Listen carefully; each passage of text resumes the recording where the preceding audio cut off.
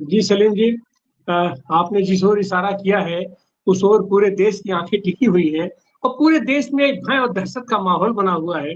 और हमारे खास करके जम्मू कश्मीर के ये पूर्व राज्यपाल सत्यपाल मलिक तो बार बार कहते रहे हैं कि ये चुनाव से पहले कोई ऐसा काम करेंगे जिससे वे ये पोलराइज करा सके। तो वो काम तो उन्होंने करने की कोशिश की। आतिक अंसारी की हत्या करवाया, मुख्तार अंसारी की हत्या करवाया, लेकिन उससे भी जनता सावधान है, उसके ऊपर कोई असर नहीं पड़ता है। और ये जब जब कोई महत्वपूर्ण तिथि ऐसी आती है तब तक देश के कान खड़े हो जाते हैं देश की जनता के कि हो सकता है कि इसमें कुछ करे। लेकिन एक समय और भी आतंक का माहौल बना हुआ था, पूरा बाबरी मस्जिद ध्वस्त की गई थी और पूरा माहौल बना हुआ था। लेकिन उस समय की स्थिति ये थी कि जहां जहां से राम के महत्वपूर्ण क्षेत्र जुड़े हुए थे, जो जहां से राम पैदा हुए थे, अयोध्या, अयोध्या से भारतीय कम्युनिस्ट पार्टी के जीते मित्रसेन यादव, जहां पर राम ने अपना ज्यादा से ज्यादा समय ये वनवास के लिए बिताया, चित्रकूट, चित्रकूट से जीते भारतीय कम्युनिस्ट पार्टी के राम सजीवन वर्मा, जहां राम बारात लेके गए थे सीता को ब्याहने के लिए, वहां से जीते चतुरानंद मिश्र, भोगेंद्र झा। ऐसे भारतीय कम्युनिस्ट पार्टी का आज की तारीख में क्या रोल हो सकता है? हमारे साथ भारतीय कम्युनिस्ट पार्टी के राष्ट्रीय परिषद के सदस्य गिरीश, डॉक्टर गिरीश जी है। डॉक्टर गिरीश जी, आप अपनी टिप्पणी में। सभी बंधुओं को नमस्कार। बड़ा व्यापक आपने टॉपिक रखा है, इस पर बड़ी गहराई से चर्चा होनी चाहिए। और मैं ये कहना चाहता हूं कि राम का नाम बदनाम नहीं कर रहे, वो राम का नाम बेच रहे हैं। राम आस्था के केंद्र है, इतिहास है या नहीं मैं नहीं जानता, जानता भी हूं तो वो यहाँ विषय नहीं है, लेकिन वो उनका दोहन कर रहे हैं और उन्हें उनके नाम को बेच रहे हैं। और बेचने की जो मंडी सजाई हुई है उन्होंने, उसके लिए उन्हें जो मौका दिया है वो देश की कथित धर्मनिरपेक्ष पार्टियों ने दिया है। यदि हम राम के नाम पर जो राजनीति चली है उसको एकांगी दृष्टि से देखेंगे तो भारतीय जनता पार्टी के अवसरवाद से कभी लड़ नहीं पाएंगे। ये 1949 था जब अयोध्या की मस्जिद में मूर्तियां रखी गई, तब बीजेपी का राज नहीं था। किसका राज था आप ये जानते हैं। आपने जिक्र किया तिवारी जी, 89 में अयोध्या से मित्रसेन यादव जीते थे कम्युनिस्ट पार्टी के सांसद। तो उस 89 में हमने अपनी आंखों से देखा कि मंदिर का शिलान्यास कराया गया।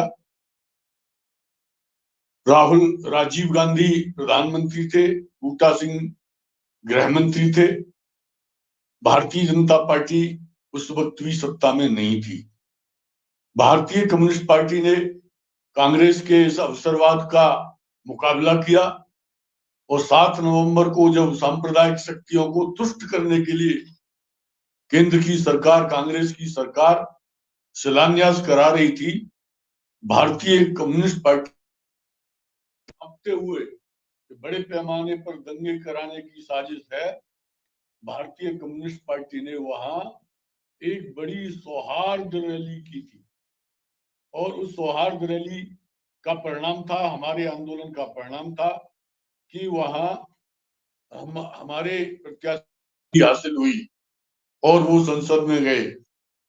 चित्रकूट से उसी दौर में राम सजीवन जी गए संसद में, और आपने ठीक कहा दरभंगा से चतुरानंद मिश्र को विजयश्री हासिल हुई। तो इस देश की इन तीनों जीतों का विश्लेषण ये है कि इस देश की जो जनता है वो सांप्रदायिक सौहार्द चाहती है। लेकिन जो शिलान्यास के बाद वातावरण बना, भारतीय जनता पार्टी ने ये समझ लिया कि अब राम के नाम पर जब दूसरे राजनीति कर रहे हैं तो क्यों न इसे हम भुनाएं। और बाद में उन्होंने राम रथ यात्रा निकाली जिसके कारण पूरे देश में दंगे हुए। उसकी अंतिम परिणति ये हुई कि 6 दिसंबर 92 को उन्होंने बाबरी मस्जिद को शहीद किया। दुनिया में दंगे हुए, लेकिन भारतीय जनता पार्टी ने इसका राजनीतिक लाभ उठाते हुए और सत्ता के दरवाजों को देख लिया। तब से लेके आज तक वो प्रतीकों की राजनीति कर रहे हैं। राम अयोध्या, कृष्ण मथुरा और काशी, और बाबा विश्वनाथ वाराणसी। इस तरह से वो राजनीति कर रहे हैं ध्रुवीकरण की। और सलीम साहब कह रहे थे कि वो दंगा कराएंगे। पहले तो मैं बता दूं कि वो अब दंगा, फिजिकल दंगा उन्हें कराने की उतनी आवश्यकता नहीं है। सड़कों पर जो मारकाट होती थी, ये वो तब ज्यादा कराते थे जब वो सत्ता में नहीं थे, तो मारकाट करा के विभाजन पैदा करते थे। अब वो सत्ता में है, उन पर विभाजन के अनेक तरीके हैं।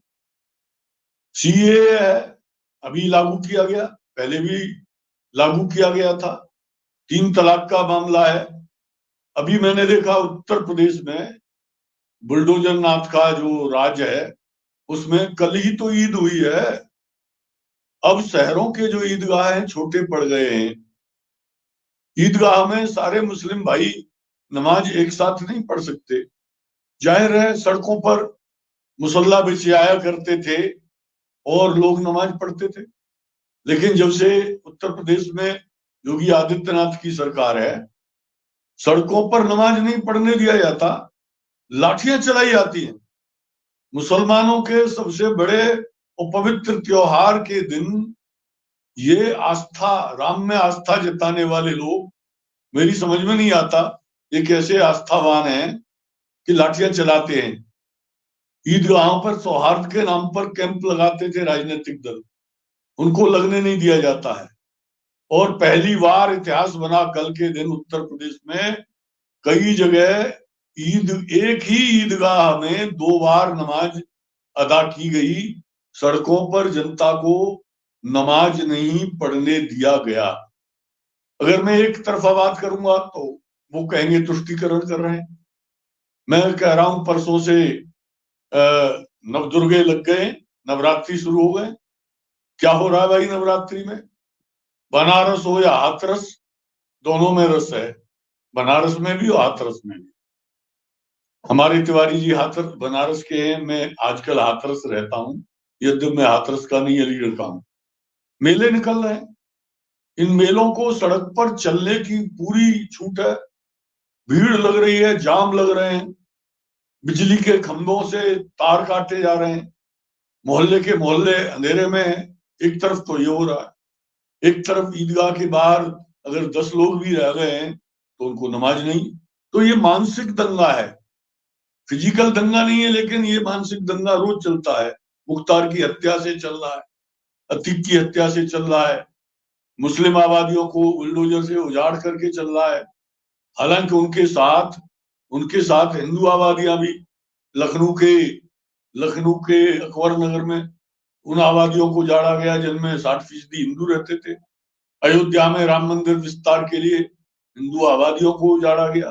तो निरंतर दंगे की मानसिकता तैयार करते रहना भारतीय जनता पार्टी का आज सगल है। वो ध्रुवीकरण करा रहे हैं और इसी ध्रुवीकरण पर ठीक कहा त्रिपाठी जी ने कि जितने वायदे थे राम को ले आए।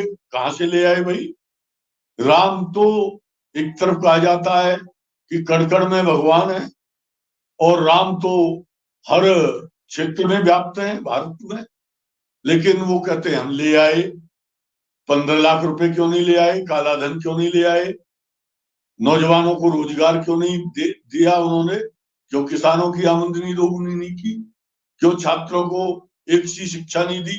क्यों नौकरियों के जो टेस्ट हो रहे हैं उसमें पेपर लीक हो रहे हैं और छात्रों को और अभ्यर्थियों को तबाह होना पड़ रहा है?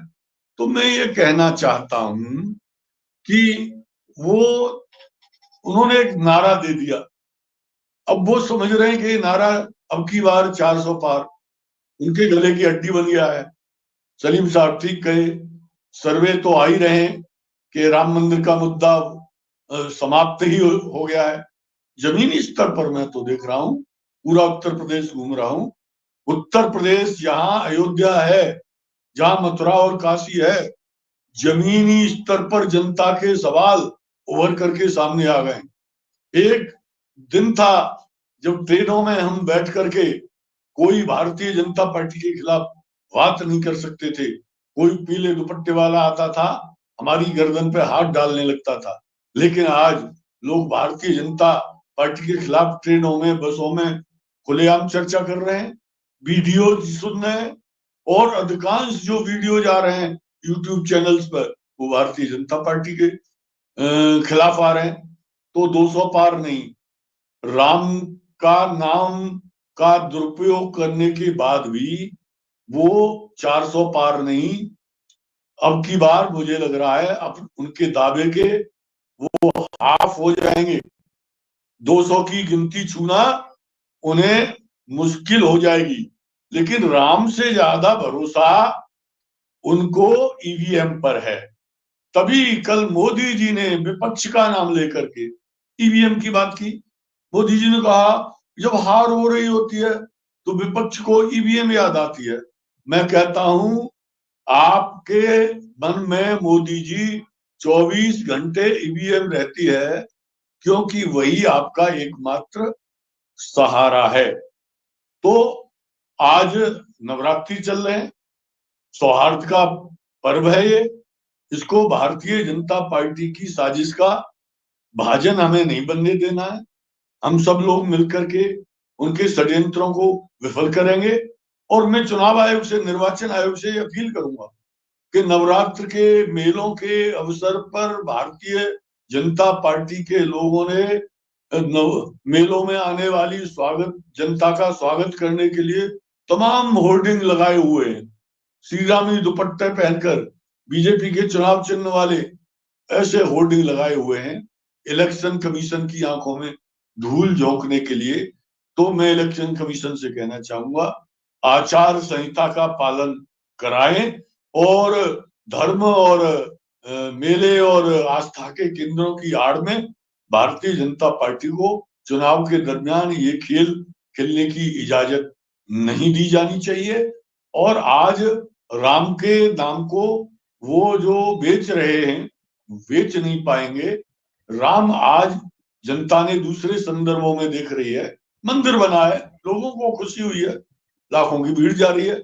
3 दिन पहले मैं आखिरी बात कह रहा हूं, 3 दिन पहले मैं चित्रकूट में था, वहां सोमवती अमावस्या की परिक्रमा में भारी भीड़ थी।